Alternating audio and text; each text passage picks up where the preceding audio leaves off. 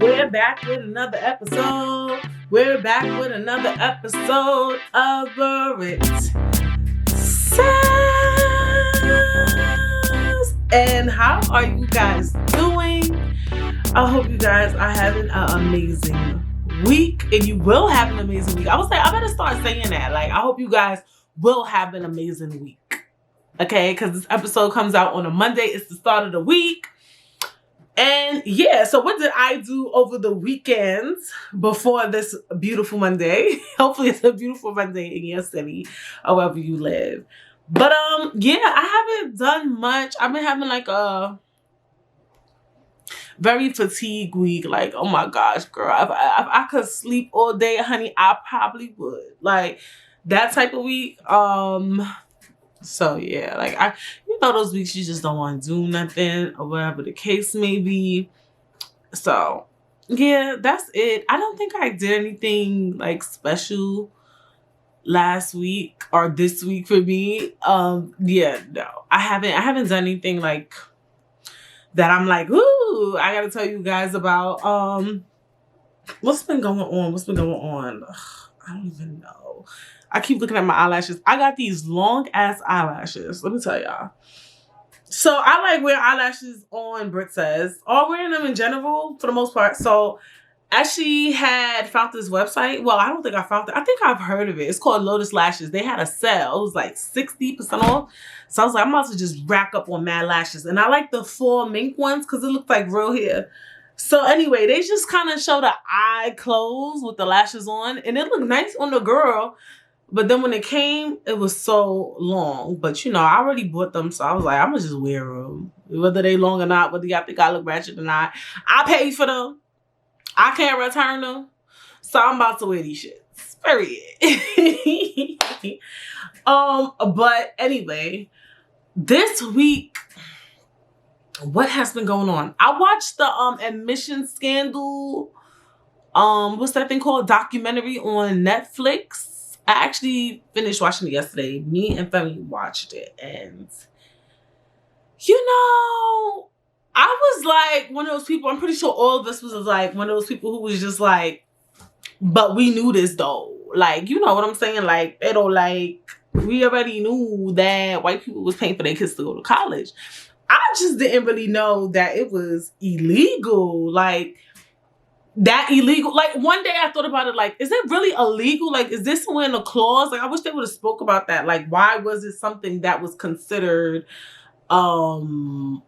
You know what I'm saying? Like, why did they consider that something that is, could get you jail time? But it was just interesting, like, watching them showing kids get excited to get into these schools, and then like showing like kids just crying because they didn't get into the schools. And it was just baffling to me what these rich white people be doing. And I was thinking the other day too, like, I was thinking while we were watching it, like, I remember like at one point in my life, I can't remember, I think while I was in college, I was like, all these white kids ain't fucking smart. Like, they be saying like, oh, money makes, money and demographics is why a lot of these students are smarter and more intelligent. And I'm just like, all right, they might be a little bit smart or whatever, but I don't think all them motherfuckers are smart. All their asses be getting into Stanford. All their asses could get into Harvard. Like,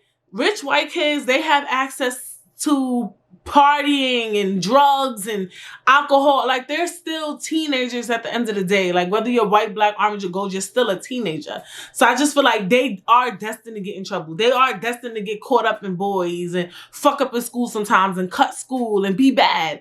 It's just not maybe on a level of somebody who lives in, what do we call like this type of demographic where it's like, a low income demographic, I guess. That's the term I think of.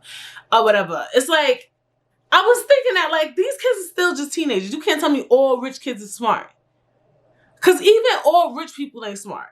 A lot of times, it just takes the gift of gab to be rich. Sometimes you could be the dumbest person and still become an entrepreneur. Some people just know how to run their mouth. Some people know the right people. Like, I was just thinking that shit, like, I know these motherfuckers, all their asses ain't fucking smart. All these rich ass kids can't be smart. Like, not, let me make it clear too, just because you don't get into Harvard or Stanford or Georgetown or UC, is it UCLA or USC or whatever these schools are, these Ivy League schools, it doesn't mean you're dumb either. So, like, even if I had the GPA, I probably wouldn't apply to no damn Harvard in the first damn place. Let's be honest.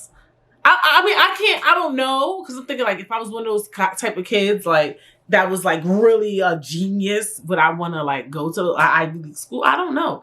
But it definitely wasn't a school that was in my mind. I could say that, and say that with certainty. So, yeah, I was just thinking about that. And I was just thinking, like, yo, these parents really paid $15,000 for somebody to take a SAT over. Like, I get people be rich, but 15 grand for somebody to take a SAT for your kid is wild to me. Like, 15,000, not 1,500, 15,000. Bitch. And I don't know.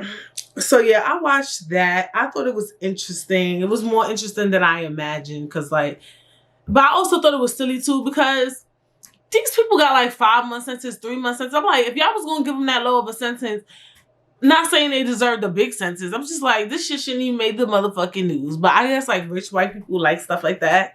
And like, we kind of like adore stuff like that. Because there's really kids that be going for blood just to get in these schools. And then they don't get into it. And it's just like, you could buy your way in. Why not? But, child. Yeah, that was good. I enjoyed it. I thought it was good. It kept my eyes on and plugged. Also, we have to stop the Asian hate, right? That incident that happened in Atlanta with those women, they went into that massage parlor. That white man, not they. Let me be very clear.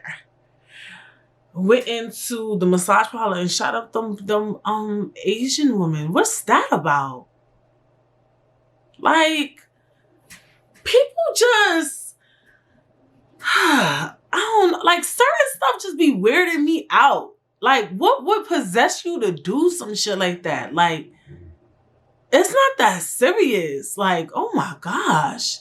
Prayers to those families. And like, there's been a lot of stuff going on with the Asian community. Like, I heard about I don't remember what state or city it was in, but an older Asian man got pushed and in the street. They didn't even rob him. They just pushed him and he banged his head. Like, what the fuck is actually wrong with people? Like, over COVID? Really? Really? Really? Like, I don't know. I just can't relate, just like, leave Asian people alone. And I'm going to be very humble, open, and transparent, which might be problematic. But I do remember when, in like the beginning of COVID, an incident happened, I think in New York. Well, I know it happened in New York City. I just don't know what borough. And a girl, like, beat up some Asian lady. They said it was a hate crime. I was just like, I don't know. But I'll tell you one thing. When I first heard the story, I didn't believe that the girls beat her up over COVID or a hate crime. I thought that they probably beat her up because she being rude.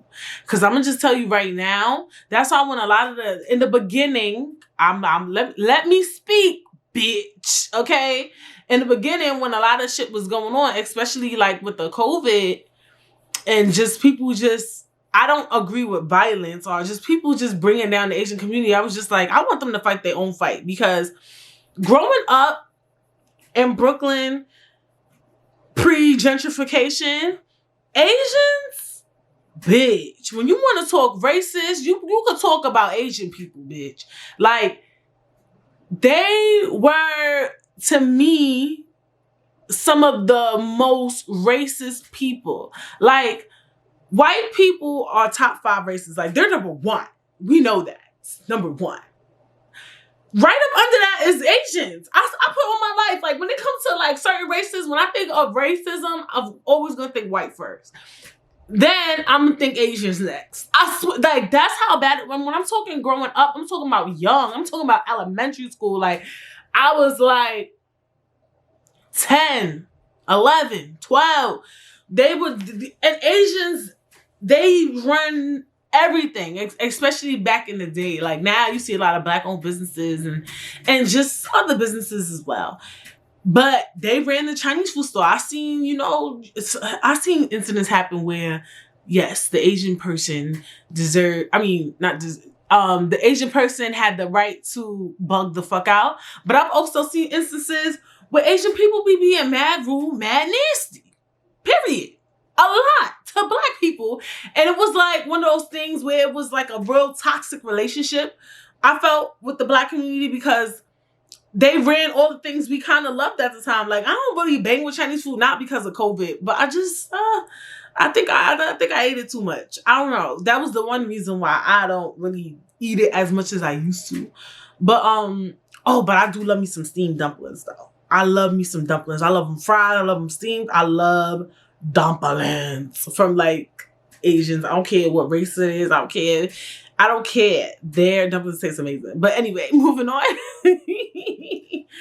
But, so yeah, like growing up, I've seen, I felt like it was a toxic relationship between the Black community and the Asian community. Like, they ran the beauty supply stores. We love getting our hair done. They run the Chinese food stores. We used to love Chinese food growing up. They ran a lot of stuff that we kind of had in our mind, we felt we had to go to. I said the nail salon, right? Yeah. And even like the nail salon, the other day, like I was going to this nail salon at one point because it was close to the house. Like I could walk to it or whatever. And that's my new thing, is like, it's just everything got to be in close quarters. So I could walk there and I was like, they don't really know how to do designs. Like they could do one color set. You feel me? But I just be being impatient. And they cheap, by the way. I must bring that up. But every time we go in there, was this one Asian lady. She argued with all the Black people, and not just the Black people, even the Hispanic people. Like one time, a baby was crying, and she knew the Spanish girl name. She was like, I'm gonna say Linda, cause she like, Linda, take your baby out and make her be quiet. I was like, like she always going at, like she just got an attitude problem, like all the time. And I was like, yo, Brittany, you need to stop coming here because you advocating this shit. Like, so of course I found me a Black-owned nail salon. And they actually do nails good. Like, Black woman is doing your nails. And a Black man and his mother owns the nail salon. I'll tell you, it's called Millennial Nails. It's in Brooklyn. I forgot what street it's on, but yeah, you can look it up on Instagram or whatever, kiss it be. I really like it there. They kind of pricey, but they're cool. I haven't been back, but my last set when I had like the white and the pink ombre, they did that. But they do a lot of other designs as well. But anyway, so we do have that leeway now, like where we could we don't have to go to Asians to do certain stuff. I don't know, Chinese food, you can't really get that from a Black person. I mean, Black people know how to cook anything at this point. You know what I'm saying? And beauty supply store, I wonder if there's any Black-owned beauty supply stores. I never looked into that. Ever. Like, it just never hit me to look into something like that. I know a Hispanic owned beauty supply store, actually, but is it owned by a Hispanic though? Let me not make stuff up. But yeah, so I always had this weird love-hate relationship with the Asian community. Like, I don't hate all Asians. Like, I have an Asian friend, like a real life Asian friend. Like, I'm not even capping, believe it or not. Like, but, those things always stuck with me. And just how, like, even when they was talking about with COVID and everything that happened, how, the Asian community, they make so much money, but they never give back to the community. And I understand they got to give money to the people back at home and all that stuff. But they just, like, this is just my opinion. Now, am I saying that they deserve to be killed? No. I'm just saying, prior to them getting killed, when things was going on, I wanted them to fight their own fight. Now it's getting a little out of hand, and I'm a woman of God first, I got to make sure I'm like, stop Asian crime, stop Asian hate, stop it. Like, you can't say, don't kill Black people, don't kill this person, but it's okay to kill Asians. Like, you don't do that shit. Like, it's not okay to kill anyone. I'm just putting that out there. But I do remember before they really, like, to me, before they even really started wilding, like, with the Asian thing, like, at first, and obviously Trump entertained that bullshit, but I keep calling it the China virus, the Wang Ho virus. I don't know what the fuck else he was calling it. But yeah, I definitely had a weird relationship. Like that always stuck with me. Like, I grew up in Best Side, Brooklyn.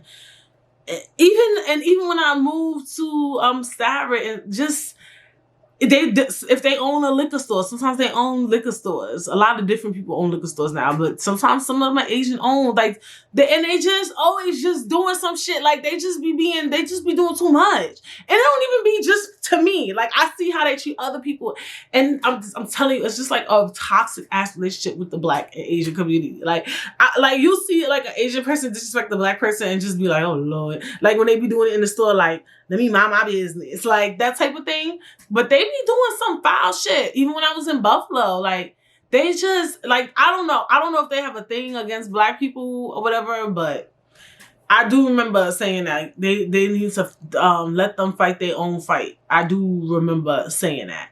But I do want to say that it's ignorant as fuck to want to beat somebody up or attack somebody over a virus that they didn't start. Yeah, it started in China, but let's say I'm Chinese. Why y'all holding me accountable for something I don't got nothing to do with? Like, I'm just trying to chill. Like, I'm just trying to live my life. I shouldn't be held accountable. And it's a virus. Like, it's something that happened. Like, let's say even if the Chinese government did it, why y'all holding me accountable for something my government did? Like, you get what I'm saying? Let's say like this was all man-made or whatever, COVID.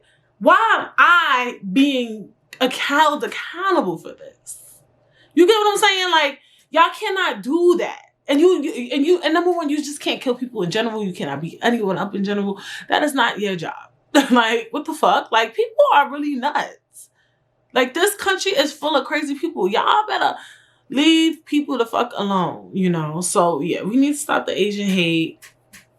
I just want to say my little take on my mini ideology of the Asian community and how I felt. And then remember too, and I forgot which part of Asia, they was not making Black people like go into certain places and stuff because America said Black people have the highest chance of catching COVID and dying from it and stuff like that. And it's just like, it's the audacity for me. The fuck? Like, that got me tight. Like, it's the audacity for me. Like, this shit started in China, and now y'all got these motherfuckers, y'all telling Black people they can't go in certain places, and y'all the one who started this shit? Oh my God. This is going crazy. I'm sorry. Let me not stop talking about this topic, because this look like it's going everywhere, and I don't want no smoke. But I'm just saying how I felt prior, because I wanted to just talk about it. But I never felt, you always got to clarify, I never felt anyone should get beat up, anyone should get cursed out, violence is never answer. Nobody should ever. I never felt like Asian people deserve anything. They don't. No, I don't. Nobody. Period. I don't give a fuck what race you are. Even white people deserve to get beat up. Deserve to get killed. None of that. That should never be the answer. We need to learn how to talk and communicate with each other. But I just felt like they need to fight their own fight. That was the realm I was going to, because it was a little more deep rooted. But you know, I gotta cut that shit out too. I had to tell myself that, because people be like hating Black people for one thing that one Black person did to them or whatever, or just because of the way they portrayed on the media and stuff like that. I don't know. But yeah, stop Asian hate. Stop Asian hate crime. Stop it. Stop. Y'all need to stop in general. Period. That was a long ass intro, but very well worth it, if you ask me. So today, what are we talking about? We're talking about humbleness. Humble versus humble. I just came up with that in my head. Because I thought of this actually because, remember, I was just telling you I had watched the college admissions documentary on Netflix. And one of the things, so the guy's name was Rick Singer. Rick Singer, he started as a basketball coach, then he lost his job as a basketball coach, so then he wanted to be a college admissions coach. And first he was doing the right thing, then he started doing different things, you know, which was getting kids into school by, you know, getting funds. But one of the things in this documentary, sorry for that pause, in this documentary and in a lot of these things is that people be really needing to humble themselves. Like, I feel like a lot of times people, they're not humble, they think they're invincible. And I felt like watching the documentary, he felt he was invincible at some point. And it's just one of those things too, he probably was just not educated on it. Maybe he didn't think it was something that he could get in trouble for.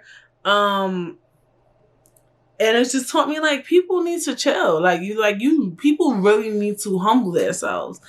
And another incident was with Governor Cuomo. So Governor Cuomo, I'm pretty sure no matter what state you're from, you may or may not know Governor Cuomo due to his notoriety during the COVID crisis when it was at its peak.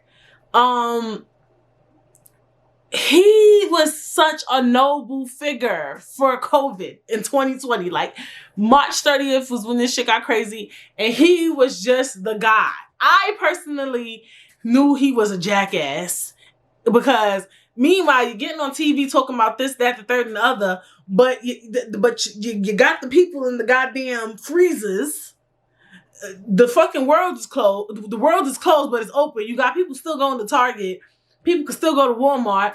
People can still do what the fuck they want.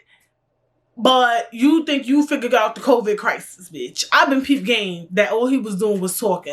But some people feel that connection because when you in something so traumatic, because COVID is traumatic for the American community. But when you in something so traumatic, and it's just somebody talking to you, just giving you updates, it makes you feel good. Like, everybody loves an update. Like, what's going on with me? Like, you want to be updated on things. You get what I'm saying? So it was good to feel updated, to get an update. I get that. So with that, I felt like that was the only reason why people liked him. But all he was doing was just reiterating shit. Like, he was just updating us. He wasn't doing anything special. He was just telling us what it was. He was just dead ass telling us, like, this is the amount of COVID cases. He wasn't coming up with no damn solutions. Like, he came up with the phase 1, 2, 3, 4 shit. But I don't know. I just peep game to the stupidity. But I just say that all to say is that Cuomo was that guy. Whether I liked him or not, Cuomo was that guy all 2020. He even was he up for a Nobel Peace Prize or a Grammy or a Tony or an Emmy, some shit for just talking. Like, I don't know what the hell, but Cuomo was that guy. And people's like, run for president. Cuomo's my president. And Cuomo's the governor of New York, by the way, just in case you wasn't in tune, but I just assume everybody knows him. And, just recently, he got caught up in I don't want to be wrong, is it sexual assault scandal? I know it's something where he was sexual assault scandal, where a lot of women came out and said, Cuomo did this, he did that, so forth and so forth. And now people don't want him to run for governor. Now he can't put any laws intact. And it's just like, are we talking about Governor Cuomo? Like, the guy that everybody was obsessed with? Like, for me, if that doesn't teach you humbleness, I don't know what will. Because how somebody who's at this all-time high is all of a sudden somebody at this all-time low within a few months. We didn't even make a year yet. We'll make a year soon, but this all has been going on for a while. And I'm just like, I didn't even know he couldn't make laws anymore. And he was a little unhumble. Like, he was kind of trying to bring down the mayor, de Blasio. Like, he was feeling himself. Like, he was just feeling himself, honey. Like, even his presence when he spoke.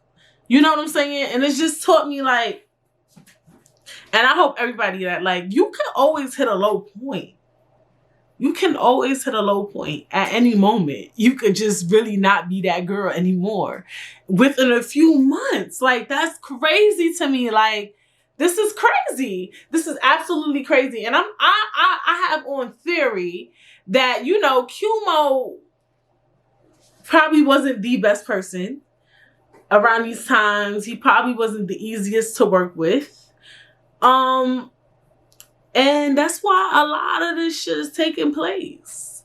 He probably was bugging the fuck out because it's just crazy to me. I believe the accusations, I don't think anybody has a reason to lie, but it's just crazy to me.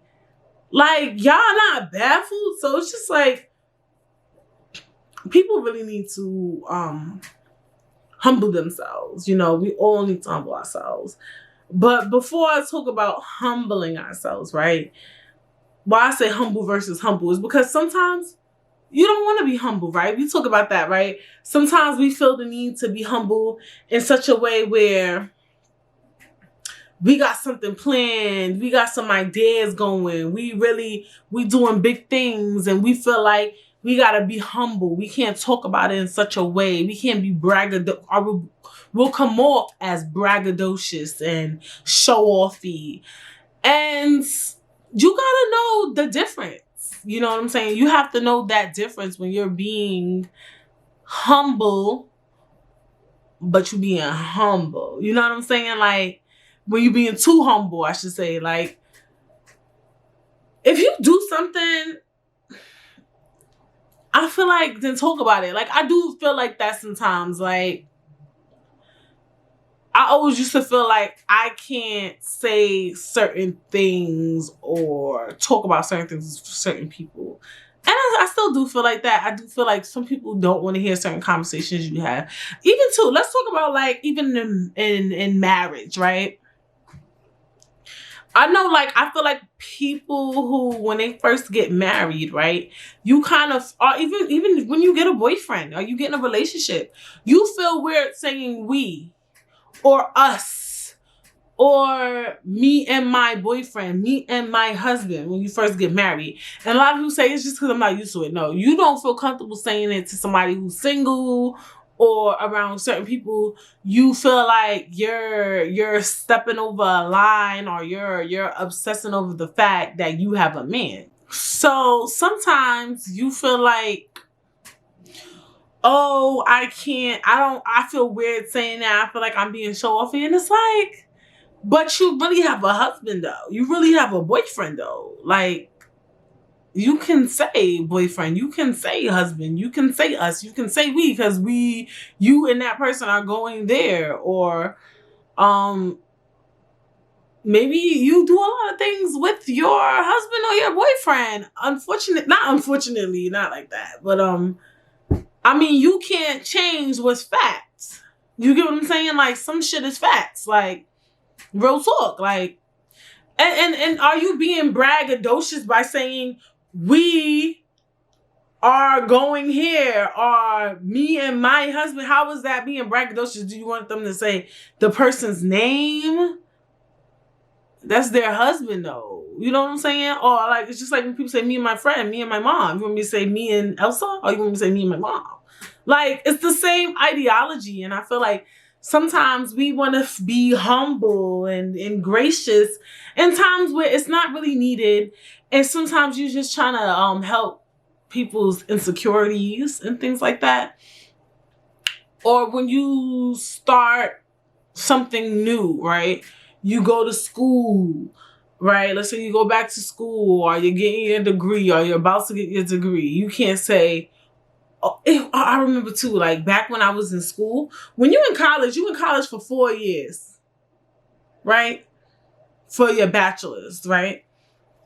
So if you go away to college for 4 years, you basically spending about 4 years of your life at college. That's a nice amount of time. So I remember when I would come out of college, I would bring up things that happened in college, because that's what happened prior to me being back at home. And some people didn't like when I talked about college. They felt like I was bragging that I was in college. And it's like, this is all I know right now. You know, this is the only things that have happened in my life prior to me coming out of college. Like, the funniest stories I have right now are college based at that time, you know. That's the only thing I could talk about. If you bring up a topic like, did you ever something? Yeah, when I was in school, even when you say school, people hate that. Or, yeah, I remember I got so drunk in college. Like, you know what I'm saying? Like, I don't know. Like, that's where I went and I got drunk. I don't know what you want me to say. because of your insecurities. You know what I'm saying? But a lot of times, some people, they feel like they got to humble themselves. Like, Brittany, don't bring up college, or don't bring up your husband. Don't. It's like, or even I'll be like, don't bring up the podcast. You know what I'm saying? Like, this is what I got. This is what I do. Like, if you ask me an example of something and this happens to relate, I'm going to bring it up. You know what I'm saying? Like, when is humble too humble? You know what I'm saying? Like, why? I'm filming. I don't know if y'all hear the honking outside, like a car is honking, but y'all already know what time it is. Y'all just gotta get with it and get lost. But don't get lost. Stay. Look, the honking stopped.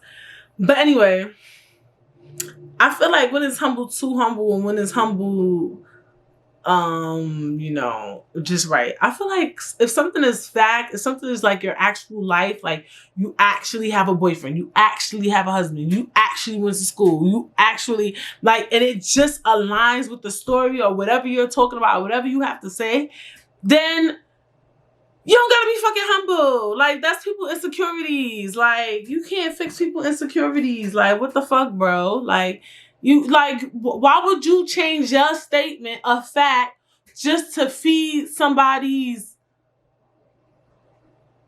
I don't know, what's the word? Like, feed somebody's heart, or like, not, heart is aggressive. To feed somebody's feelings, like, you know what I'm saying? Like, oh, like people, let's say you shot a magazine cover, or you did a photo shoot. Oh, I did a photo shoot. Like, girl, you did a photo shoot. You shot for Vogue. Like, you really that girl. Like people be trying to be too humble for the wrong things. Sometimes just to like, if it's fact and it's true and it aligns with your story, then you don't have to be humble about it. I mean, okay, we're gonna talk about everything. Now, I said if it's fact. Keyword, fact. Now, if you just starting something and you know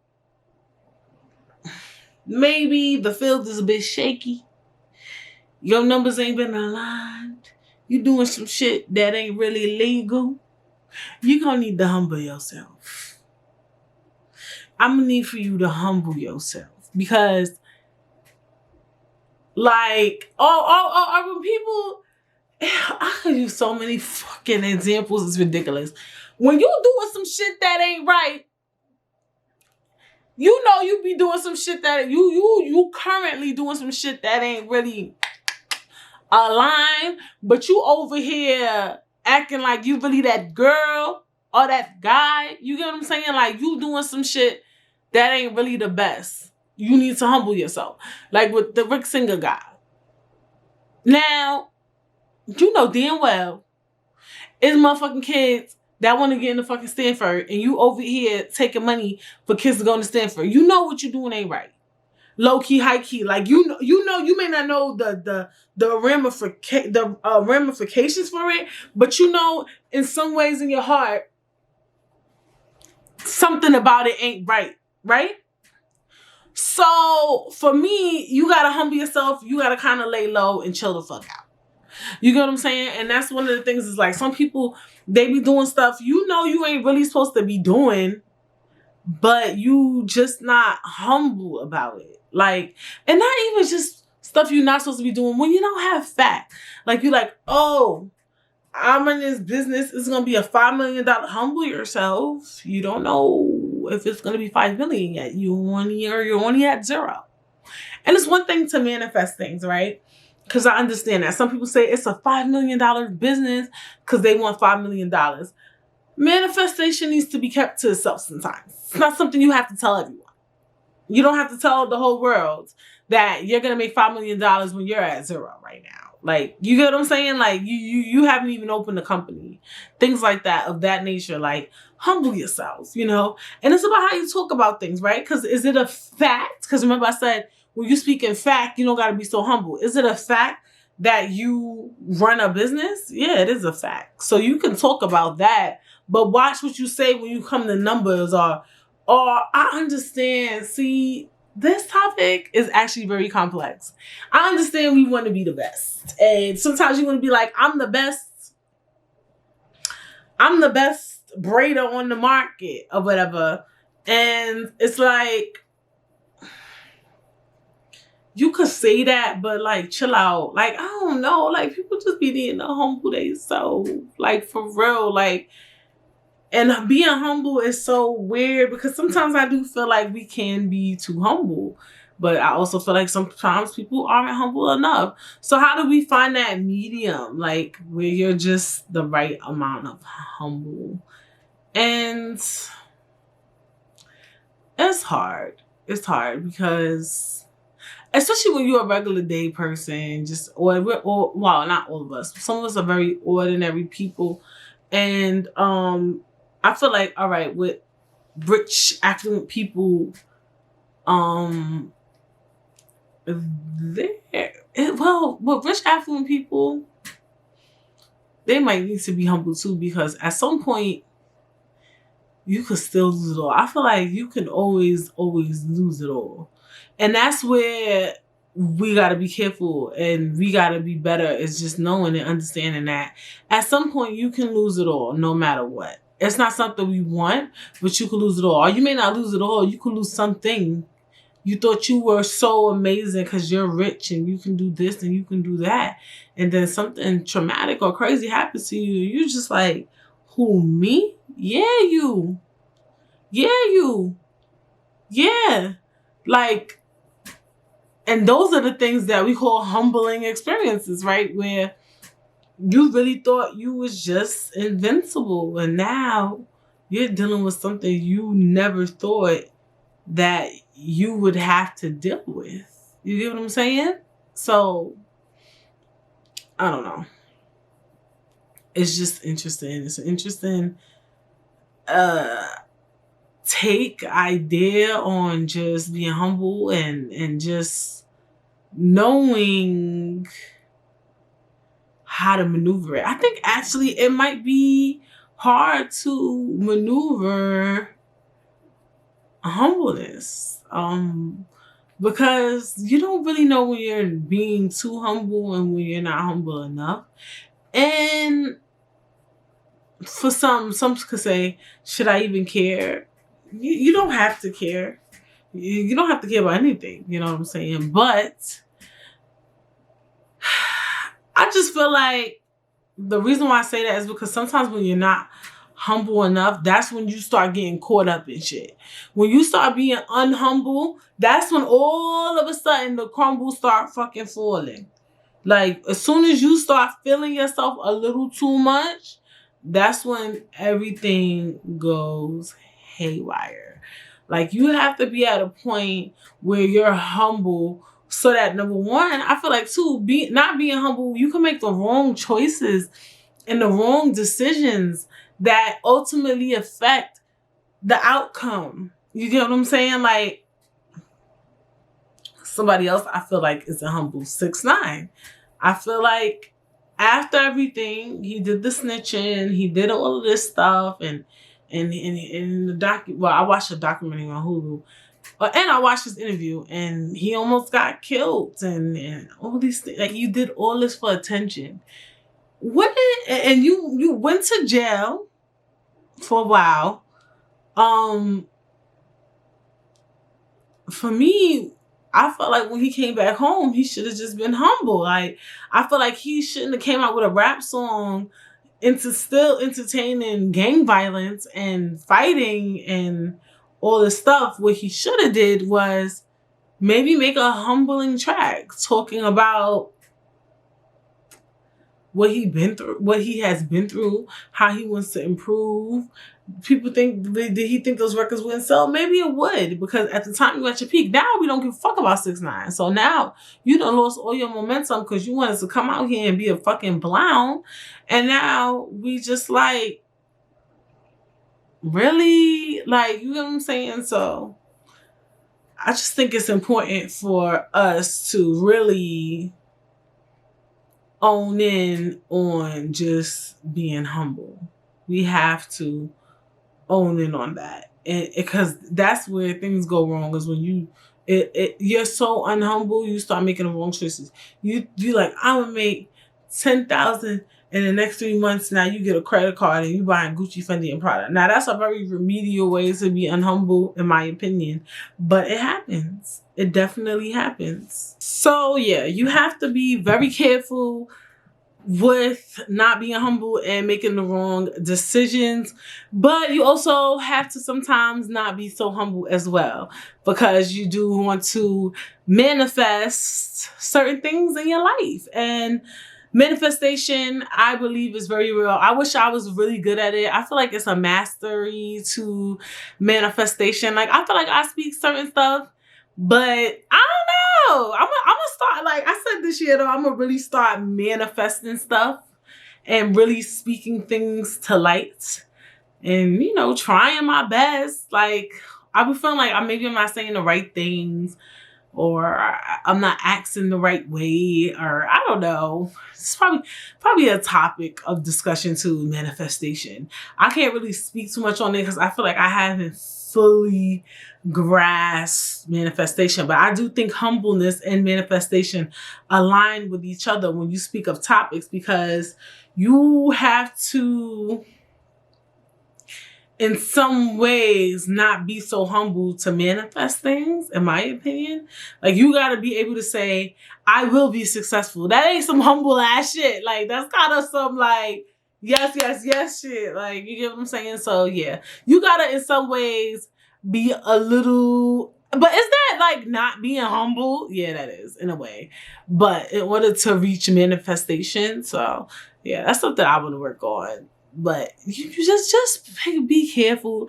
And maybe everything you don't have to say in front of people unless it's facts. Because some of y'all don't want to be saying the facts about yourself. Like, if it's a fucking fact, you're that girl. Nah, let me just stop. Certain stuff that really be factual, like the facts. Like, let's say you got a promotion, that's a fact. Like, you can't deny yourself of that success. Like, you get what I'm saying? Like, you have to say it if it's brought up. You don't have to downgrade or downplay yourself. So, yeah. I didn't even do Expand Your Minds. I be talking lately like I can run my mouth. It's the sun, honey. It is the sun. But I hope you guys definitely enjoyed the episode, because I definitely did. We talked about humbleness. And yeah, make sure you guys are following me on Instagram _Britt. Make sure you're subscribed if you're streaming. My YouTube name is Britt Says, just like the way the podcast is spelled. And yeah, make sure y'all follow, and make sure you're leaving the 5 stars, you're liking, you're reviewing, you're sharing. You're sending the link to somebody and you're telling them, look, watch this, listen to this. You can share on these DSPs too. Okay?